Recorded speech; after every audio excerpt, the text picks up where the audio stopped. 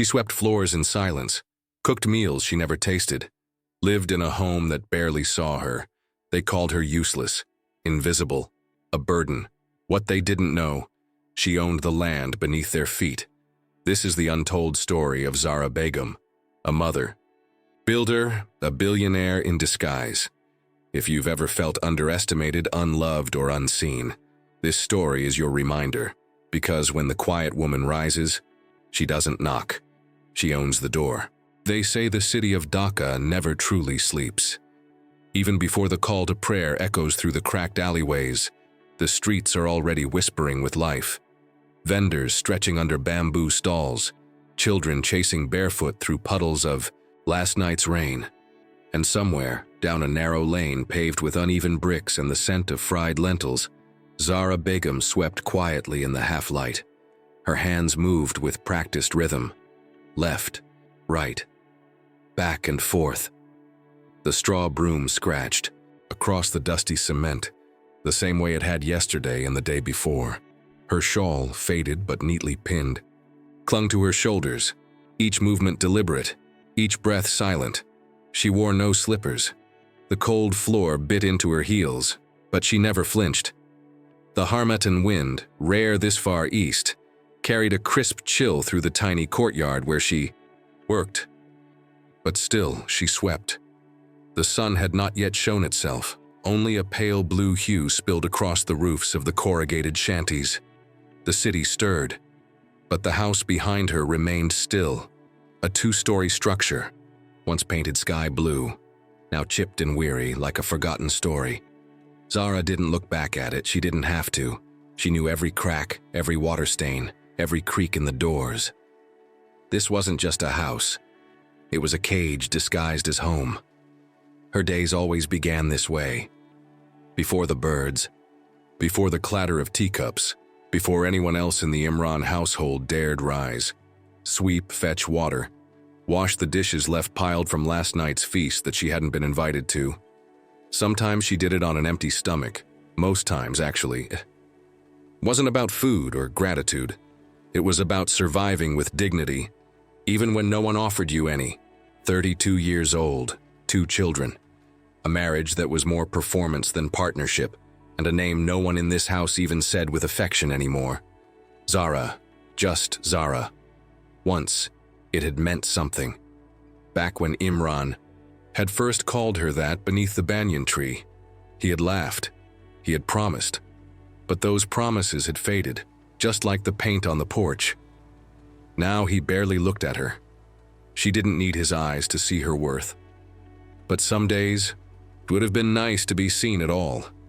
The gate clanged as an early cyclist rushed past.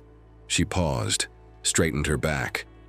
A neighbor glanced her way, offering no more than a nod. In this part of the city, being invisible was almost a privilege. Attention often came with judgment. Zara had learned the art of silence. It wasn't weakness, it was armor. In the silence, she remembered who she was, who she had been, and what they all didn't know. They thought she was just another forgotten woman in an old house, a burden, a shadow. But they were wrong. There were files in a cabinet no one had bothered to open. Deeds, shares, patents, her name, on all of them. There was a company across the city, a name whispered in startup circles and funding dinners. Global Tech Innovations, founded by Zara Begum. But none of them had ever asked. Because they didn't want to know. Because they needed her to remain small. So she played her part. For a while, she chose this life not out of shame, but out of longing. She had wanted to be loved for who she was, not for what she owned, but love had not met her halfway. The broom stopped. She leaned it against the wall, flexed her fingers. From behind the window, she could hear laughter. Rina and Farhana, her sisters-in-law, scrolling their phones, judging the world they refused to join. Zara didn't look up. She didn't need to. She knew they were already laughing at her. But what they didn't know was that she was the storm they were mocking from dry ground. And storms always return, even in Dhaka, even before the sun rises.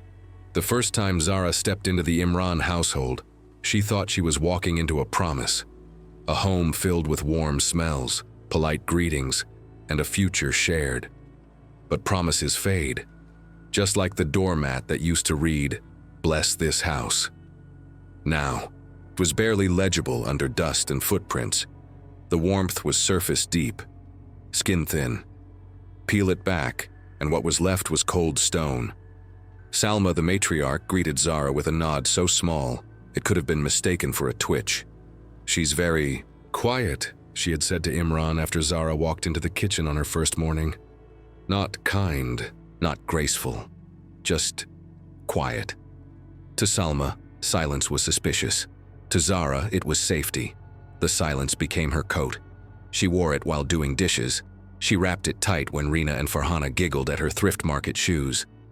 Every joke they whispered wasn't really whispered. Every laugh, a weapon. "Looks like the charity case's sorry lost a button again," Rina said one evening, loud enough for everyone to hear. Zara kept scrubbing. The plate in her hand could have shattered from the pressure in her grip, but she simply turned on the tap and let it wash the insult down the drain. Farhana, the youngest, had made Zara the subject of her Instagram stories, not directly, but clearly. One clip showed a blurry figure crouched over laundry, caption, "House help vibes." Another zoomed in on Zara's slippers by the door. "When you know fashion gave up on you." Zara never replied. She never liked or commented. She just watched as their cruelty grew not from strength, but boredom. She did all the chores, every morning and night, but they still called her lazy. "Look at her walking like a queen," Salma snapped one day, "yet hasn't earned a rupee in years." Zara wanted to scream that she had earned millions, that she had hired people with PhDs, that she had once spoken on stage beside diplomats and investors. But she didn't. Because truth was a fragile thing here. Too much of it could get twisted, and besides, no one asked, not even Imran, her husband. Once he had written poems on tissue paper and tucked them into her palm. Now he barely texted back. When he did speak, it was curt, tired, like she was an obligation. "Why are you looking at me like that?" He'd snapped once when she stared at him too long. She had blinked and looked away. Because she hadn't been looking at him, she had been looking for him. That night, he brought friends over, men with wide laughs and narrow minds. They sat in the living room, socks on the coffee table, jokes flying across her kitchen like flies. Zara stayed by the sink, stirring lentil soup with one hand, clenching the counter with the other. Then came the day she overheard Imran on the phone. "I did her a favor. Honestly, she's not even from a proper family." The words stung, but more than that, they startled her, because they reminded her how he truly saw her now, as baggage, not a partner. The house began to shrink. Every room felt tighter, every meal colder. Even her daughters began to notice. "Why doesn't Nanu like my drawings?" Aisha asked one day. Zara kissed her forehead. "Nanu just doesn't know how to smile, sweetheart." But deep inside, she wanted to say, "Because Nanu sees us as guests that overstayed." The worst part? She couldn't fight back, not yet, because power without timing is just noise. And Zara had always known how to wait in silence, with dignity. But every silent woman has a story, and every story has a turn. This house, this shrine to appearances and small cruelties, had no idea what was coming, because storms don't knock, they enter. And Zara, she was already gathering clouds. At night, when the house finally slept, Zara didn't. She sat cross-legged on the thin mattress she shared with her children. Aisha's tiny arms wrapped around her waist, Rahul's legs draped across her lap. The fan above wheezed. The light bulb flickered, and in the dark, Zara counted seconds instead of sheep. Each second passed like a drop of water on stone, wearing her down. She didn't cry anymore, not out loud. Her tears had become quiet things, private, disguised as sighs. Sometimes they came when she was hanging clothes or scrubbing burnt pots. They came like waves, silent, insistent. She'd lean into the sink, forehead against the tile, and whisper, "Just one more day. Just one more day to keep her mask in place, to keep the world fooled." Because while they thought she was breaking, she was building. Zara had learned long ago how to hide her brilliance. In college, professors had called her the girl with algorithms in her veins. She used to write code that predicted rainfall, design systems that tracked microloans for rural women.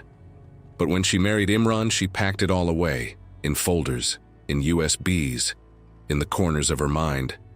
Because she thought love would be enough, it wasn't, and now, those corners whispered to her at night. Lines of code, business plans, visions she once had. They came back with fire. She opened her old notebook, the one she had tucked under the rice sack. It still held sketches of a platform, a network, a digital marketplace for underprivileged artisans. One day, she had scribbled across the cover, but one day was too far, so she wrote, soon. That night, she lit a candle, typed softly on her second-hand tablet. She built wireframes between stirring soup, answered client emails between changing diapers. Zara was building again. No one saw it. Not Rina, not Farhana, not Salma. Imran certainly didn't, but it didn't matter. Because true strength is quiet. It doesn't shout, it doesn't seek applause, it grows in shadows. Until one day it becomes impossible to ignore. Just like Zara, the sky turned copper one afternoon.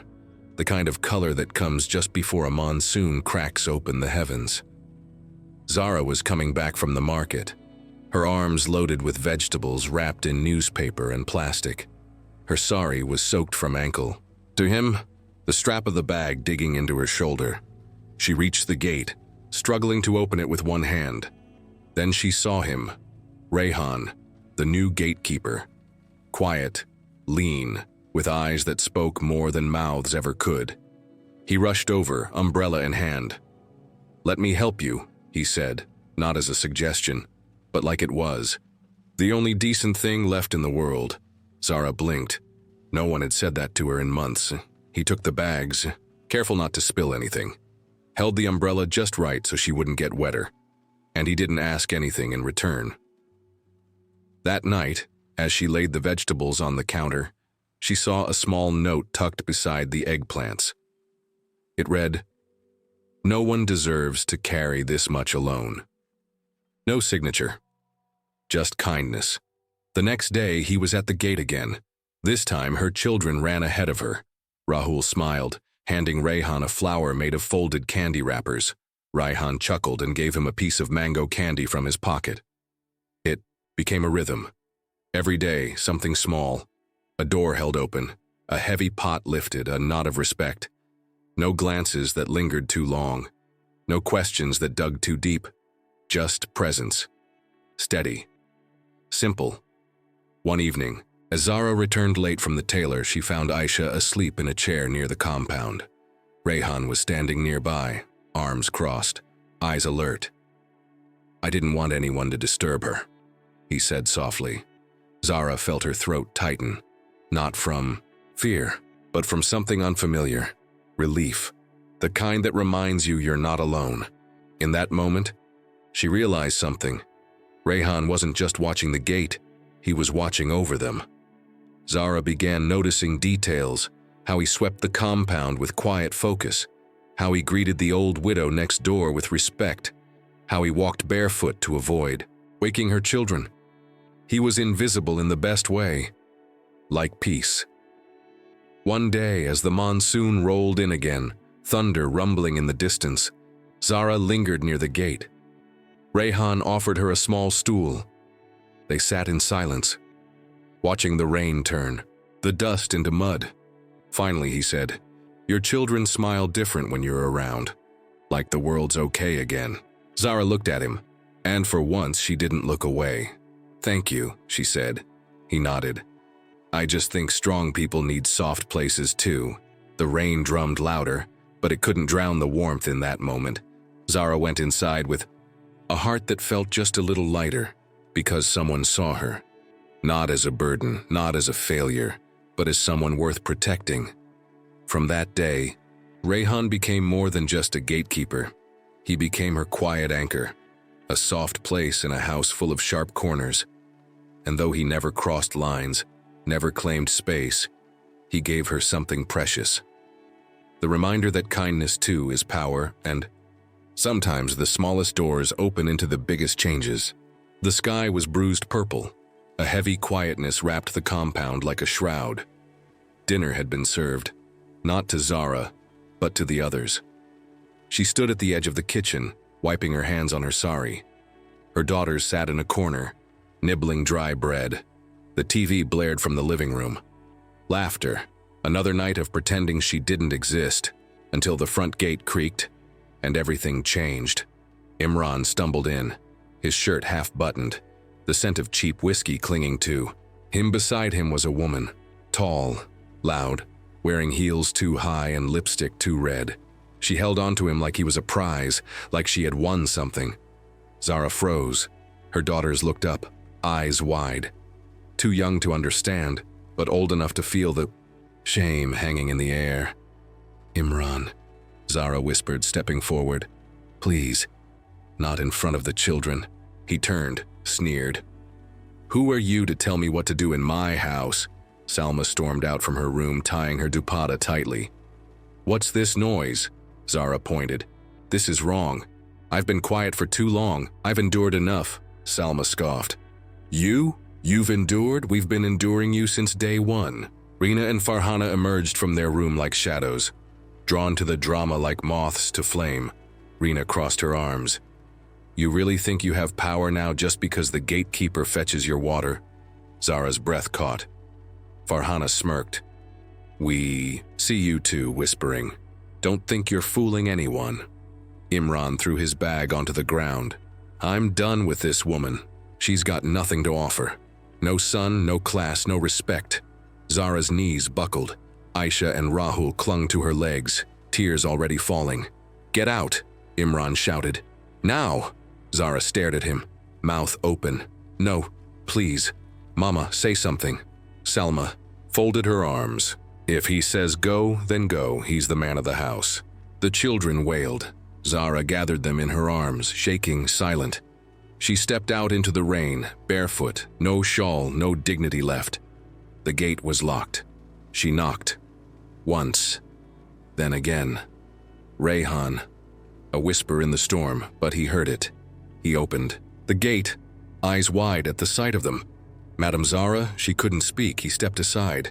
"Come in." He led them to his small quarters behind the compound. A single room, neat, modest. He gave the children towels, hot tea, dry clothes. Zara sat on the floor, her arms around her babies. She didn't cry. She shook, until Rayhan placed a folded blanket beside. He didn't ask questions, didn't judge. He just sat outside the door, all night guarding them, because some walls protect and some break you. That night, Zara finally understood the difference. The sun rose without apology. The compound buzzed with ordinary sounds, boiling kettles, bickering sisters, a broom dragging lazily across the floor. But something was different. A hush settled as a sleek black SUV rolled in through the front gate. Its engine purred like it belonged somewhere far more elegant than this cracked courtyard. Salma stood from her seat under the mango tree, her brows furrowed. Rina dropped her phone. Farhana stepped back into the shade. Imran squinted into the sunlight, and then he saw her. Zara, but not the Zara they remembered. She stepped out of the car like time had owed her something. Her sari shimmered, gold in the light. Her hair was wrapped in a silk scarf that whispered luxury. Simple silver watch hugged her wrist, but it wasn't the clothes. It was the calm in her eyes, the poise in her step. She didn't walk like someone coming home. She walked like someone visiting a place she used to survive. Behind her, 2 other SUVs. Parked, out stepped 3 people in business suits, clipboard in hand. One of them whispered, "We'll begin when you're ready, ma'am." "Ma'am," Salma blinked. Rina whispered, That's not possible." Zara looked at them, each one, slowly. Then she smiled, small, measured. "Hello," she said softly. "As-salam alaikum." Imran took a step forward. You're back." Zara nodded. I came for a few things, Farhana hissed under her breath. She has drivers now? Rina crossed her arms. What? You sell your story to a film company? Zara's smile didn't falter. She walked past them all, each step echoing. She turned before reaching the stairs. I also came to say thank you. Salma frowned. For what? For reminding me who I am. Imran looked dazed. Zara, where? Are you living? She turned to the gate. Rayhan stood there, in a new uniform, clean, pressed. He nodded once. Not as a servant, as an equal. The team behind her whispered. Harrington East wants the papers signed today, ma'am. Zara turned to Imran. I'm now managing director for Harrington Homes. We acquired this block last month. I just finalized the redesign plans. Imran opened his mouth, then closed it. Salma's hand trembled.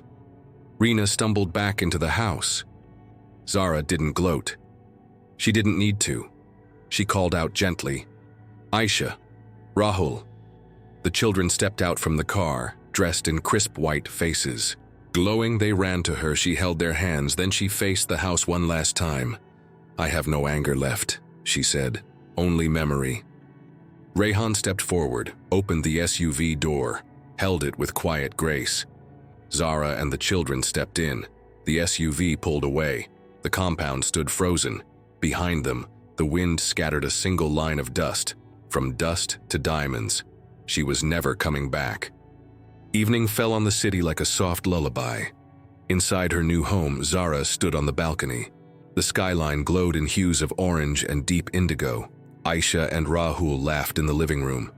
Mike, no longer the quiet gatekeeper, but now the estate's operations manager, was reviewing paperwork at the dining table. Everything was calm. Everything was finally hers. Zara sipped from her tea and exhaled slowly. She had peace now. But peace, she had learned, came wrapped in silence and survival. Behind her, Rayhan stepped onto the balcony. He didn't interrupt, just stood beside her, hands behind his back. You did it, he said softly. Zara smiled without turning. No, we did. He glanced at her. Do you regret it, choosing to stay hidden all that time? Zara looked up at the stars. I regret hoping love would recognize me without seeing what I carried. He nodded. And now I know better. They stood in silence a moment longer. Then a knock at the front gate echoed faintly. Rayhan's phone buzzed. He checked it. It's them, he said. Zara raised an eyebrow. He didn't need to explain. They're here with flowers and apologies. Zara chuckled softly. Let them wait. Rayhan nodded and stepped away. Outside, Salma stood with Imran and Rina. They looked tired, empty-handed, except for a plastic bag filled with overripe fruit. Tell her we're sorry, Salma whispered. Tell her we didn't know. Rayhan looked. Then be calm, professional. Madam Zara is not receiving visitors today. Imran stepped forward. Please, just tell her. Rayhan interrupted. Now you remember? He didn't wait for an answer. He simply closed the gate. It clicked shut like a full stop. Back inside, Zara watched from the window. She didn't cry. She didn't smile. She simply turned away and walked back to her children. They were building a puzzle. She sat beside them, picked up a piece, and fit it where it belonged. That was all that mattered now, not the past, not the pain, but the picture she was finally completing.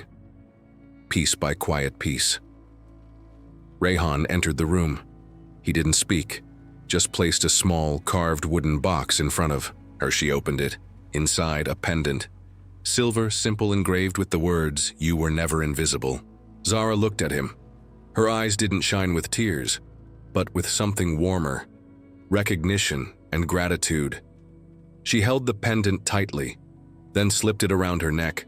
For the first time in years, she wasn't surviving. She was living, fully, quietly, beautifully, and beside her was a man who had never asked her to be less, only more. The gatekeeper of her peace, now the keeper of her heart. And just like that, the girl they had mocked became the woman they could never reach. She didn't need revenge. She didn't need applause, she just needed peace. And she built it, stone by stone, day by day, in silence. To every woman who's ever been made to feel small, you are not invisible.